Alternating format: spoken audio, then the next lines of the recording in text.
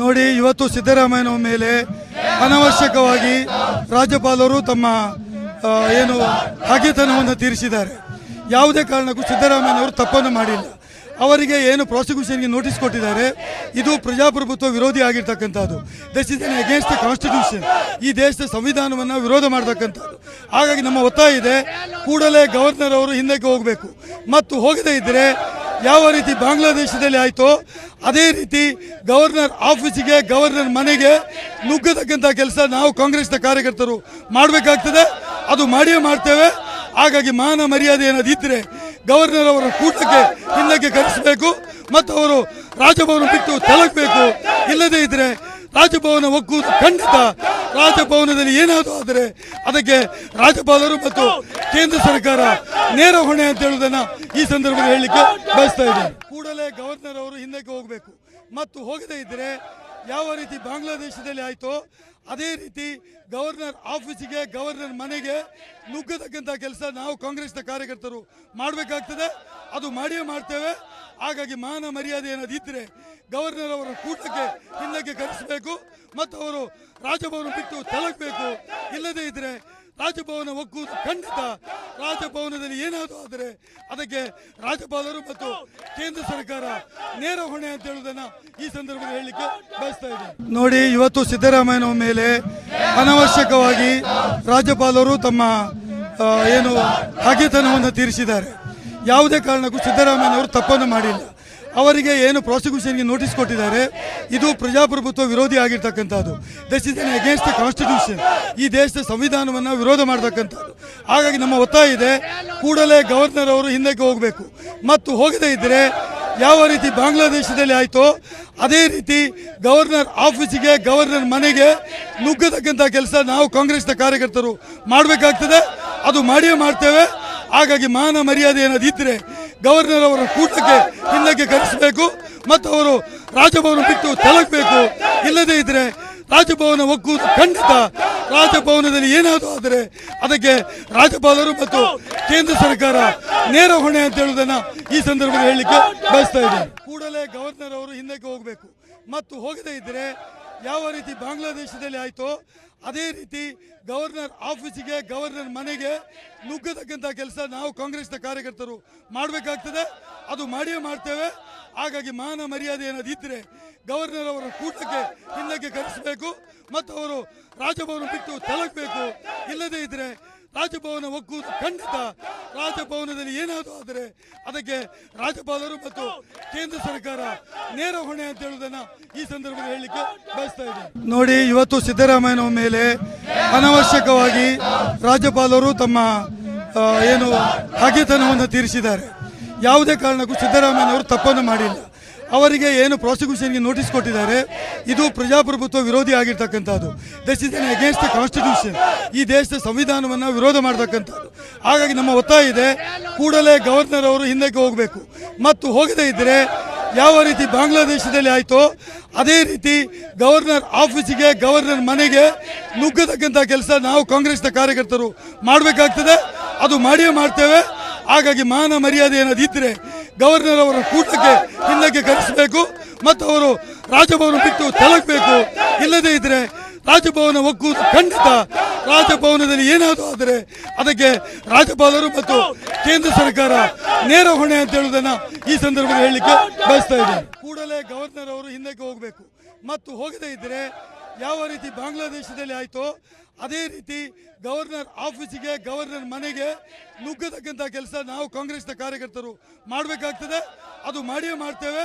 ಹಾಗಾಗಿ ಮಾನ ಮರ್ಯಾದೆ ಏನಾದಿದ್ದರೆ ಗವರ್ನರ್ ಅವರ ಕೂಟಕ್ಕೆ ಹಿಂದಕ್ಕೆ ಕರೆಸಬೇಕು ಮತ್ತು ಅವರು ರಾಜಭವನ ಬಿಟ್ಟು ತೊಲಗಬೇಕು. ಇಲ್ಲದೇ ಇದ್ದರೆ ರಾಜಭವನ ಒಕ್ಕೂರು ಖಂಡಿತ.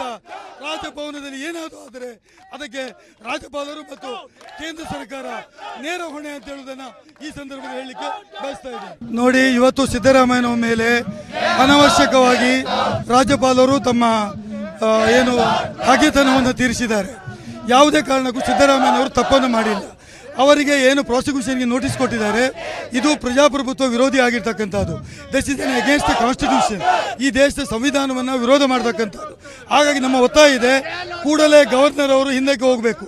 ಮತ್ತು ಹೋಗದೇ ಇದ್ದರೆ ಯಾವ ರೀತಿ ಬಾಂಗ್ಲಾದೇಶದಲ್ಲಿ ಆಯಿತು ಅದೇ ರೀತಿ ಗವರ್ನರ್ ಆಫೀಸಿಗೆ ಗವರ್ನರ್ ಮನೆಗೆ ನುಗ್ಗತಕ್ಕಂಥ ಕೆಲಸ ನಾವು ಕಾಂಗ್ರೆಸ್ನ ಕಾರ್ಯಕರ್ತರು ಮಾಡಬೇಕಾಗ್ತದೆ. ಅದು ಮಾಡಿಯೇ ಮಾಡ್ತೇವೆ. ಹಾಗಾಗಿ ಮಾನ ಮರ್ಯಾದೆ ಏನಾದಿದ್ದರೆ ಗವರ್ನರ್ ಅವರ ಕೂಟಕ್ಕೆ ಹಿಂದಕ್ಕೆ ಕರೆಸಬೇಕು ಮತ್ತು ಅವರು ರಾಜಭವನ ಬಿಟ್ಟು ತೊಲಗಬೇಕು. ಇಲ್ಲದೇ ಇದ್ದರೆ ರಾಜಭವನ ಒಕ್ಕೂಟ ಖಂಡಿತ. ರಾಜಭವನದಲ್ಲಿ ಏನಾದರೂ ಆದರೆ ಅದಕ್ಕೆ ರಾಜ್ಯಪಾಲರು ಮತ್ತು ಕೇಂದ್ರ ಸರ್ಕಾರ ನೇರ ಹೊಣೆ ಅಂತ ಹೇಳುವುದನ್ನು ಈ ಸಂದರ್ಭದಲ್ಲಿ ಹೇಳಲಿಕ್ಕೆ ಬಯಸ್ತಾ ಇದ್ದೇನೆ. ಕೂಡಲೇ ಗವರ್ನರ್ ಅವರು ಹಿಂದಕ್ಕೆ ಹೋಗಬೇಕು ಮತ್ತು ಹೋಗದೇ ಇದ್ದರೆ ಯಾವ ರೀತಿ ಬಾಂಗ್ಲಾದೇಶದಲ್ಲಿ ಆಯಿತು ಅದೇ ರೀತಿ ಗವರ್ನರ್ ಆಫೀಸಿಗೆ ಗವರ್ನರ್ ಮನೆಗೆ ನುಗ್ಗತಕ್ಕಂಥ ಕೆಲಸ ನಾವು ಕಾಂಗ್ರೆಸ್ನ ಕಾರ್ಯಕರ್ತರು ಮಾಡಬೇಕಾಗ್ತದೆ. ಅದು ಮಾಡಿಯೇ ಮಾಡ್ತೇವೆ. ಹಾಗಾಗಿ ಮಾನ ಮರ್ಯಾದೆ ಏನಾದಿದ್ದರೆ ಗವರ್ನರ್ ಅವರ ಕೂಟಕ್ಕೆ ಹಿಂದಕ್ಕೆ ಕರೆಸಬೇಕು ಮತ್ತು ಅವರು ರಾಜಭವನ ಬಿಟ್ಟು ತೊಲಗಬೇಕು. ಇಲ್ಲದೇ ಇದ್ದರೆ ರಾಜಭವನ ಒಕ್ಕೂಟ ಖಂಡಿತ. ರಾಜಭವನದಲ್ಲಿ ಏನಾದರೂ ಆದರೆ ಅದಕ್ಕೆ ರಾಜ್ಯಪಾಲರು ಮತ್ತು ಕೇಂದ್ರ ಸರ್ಕಾರ ನೇರ ಹೊಣೆ ಅಂತ ಹೇಳುವುದನ್ನು ಈ ಸಂದರ್ಭದಲ್ಲಿ ಹೇಳಲಿಕ್ಕೆ ಬಯಸ್ತಾ ಇದ್ದೇನೆ. ನೋಡಿ, ಇವತ್ತು ಸಿದ್ದರಾಮಯ್ಯನವರ ಮೇಲೆ ಅನವಶ್ಯಕವಾಗಿ ರಾಜ್ಯಪಾಲರು ತಮ್ಮ ಹಾಗೆತನವನ್ನು ತೀರಿಸಿದ್ದಾರೆ. ಯಾವುದೇ ಕಾರಣಕ್ಕೂ ಸಿದ್ದರಾಮಯ್ಯನವರು ತಪ್ಪನ್ನು ಮಾಡಿಲ್ಲ. ಅವರಿಗೆ ಏನು ಪ್ರಾಸಿಕ್ಯೂಷನ್ಗೆ ನೋಟಿಸ್ ಕೊಟ್ಟಿದ್ದಾರೆ, ಇದು ಪ್ರಜಾಪ್ರಭುತ್ವ ವಿರೋಧಿ ಆಗಿರ್ತಕ್ಕಂಥದ್ದು. This is N against the constitution. ಈ ದೇಶದ ಸಂವಿಧಾನವನ್ನು ವಿರೋಧ ಮಾಡತಕ್ಕಂಥದ್ದು. ಹಾಗಾಗಿ ನಮ್ಮ ಒತ್ತಾಯ ಇದೆ, ಕೂಡಲೇ ಗವರ್ನರ್ ಅವರು ಹಿಂದಕ್ಕೆ ಹೋಗಬೇಕು ಮತ್ತು ಹೋಗದೇ ಇದ್ದರೆ ಯಾವ ರೀತಿ ಬಾಂಗ್ಲಾದೇಶದಲ್ಲಿ ಆಯಿತು ಅದೇ ರೀತಿ ಗವರ್ನರ್ ಆಫೀಸಿಗೆ ಗವರ್ನರ್ ಮನೆಗೆ ನುಗ್ಗತಕ್ಕಂಥ ಕೆಲಸ ನಾವು ಕಾಂಗ್ರೆಸ್ನ ಕಾರ್ಯಕರ್ತರು ಮಾಡಬೇಕಾಗ್ತದೆ. ಅದು ಮಾಡಿಯೇ ಮಾಡ್ತೇವೆ. ಹಾಗಾಗಿ ಮಾನ ಮರ್ಯಾದೆ ಏನಾದಿದ್ದರೆ ಗವರ್ನರ್ ಅವರ ಕೂಟಕ್ಕೆ ಹಿಂದಕ್ಕೆ ಕರೆಸಬೇಕು ಮತ್ತು ಅವರು ರಾಜಭವನ ಬಿಟ್ಟು ತೊಲಗಬೇಕು. ಇಲ್ಲದೇ ಇದ್ದರೆ ರಾಜಭವನ ಒಕ್ಕೂಟ ಖಂಡಿತ. ರಾಜಭವನದಲ್ಲಿ ಏನಾದರೂ ಆದರೆ ಅದಕ್ಕೆ ರಾಜ್ಯಪಾಲರು ಮತ್ತು ಕೇಂದ್ರ ಸರ್ಕಾರ ನೇರ ಹೊಣೆ ಅಂತ ಹೇಳುವುದನ್ನು ಈ ಸಂದರ್ಭದಲ್ಲಿ ಹೇಳಲಿಕ್ಕೆ ಬಯಸ್ತಾ ಇದ್ದೇನೆ. ನಮಸ್ಕಾರ, ಕರ್ನಾಟಕ ಪ್ರೈಮ್ ಟೈಮ್ಗೆ ಸ್ವಾಗತ. ನಾನು ಜಯಪ್ರಕಾಶ್ ಶೆಟ್ಟಿ. ಇಡೀ ಕರ್ನಾಡು ಇವತ್ತು ರೆಬೆಲ್ ಆಗಿ ನಿಂತಿದೆ. ಈ ಹಗರಣಗಳನ್ನು ಸದನದಲ್ಲಿ ಪ್ರಸ್ತಾಪ ಮಾಡಲು ಕೂಡ ಕಾಂಗ್ರೆಸ್ ಹಿಂದೇಟು ಹಾಕಿದ್ದೇಕೆ?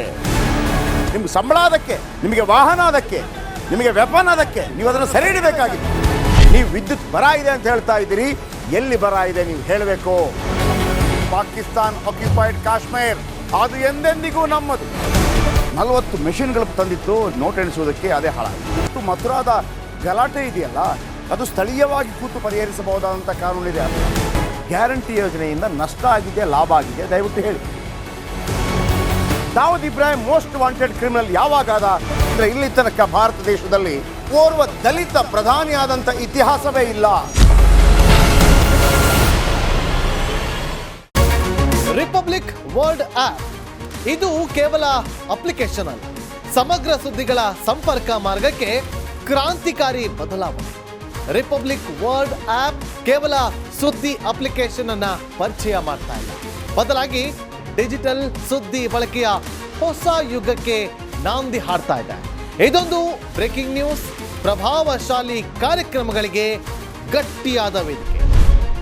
ರಿಪಬ್ಲಿಕ್ ವರ್ಲ್ಡ್ ಅಪ್ಲಿಕೇಶನ್ ಈಗ ಲೈವ್ ಆಗಿದೆ.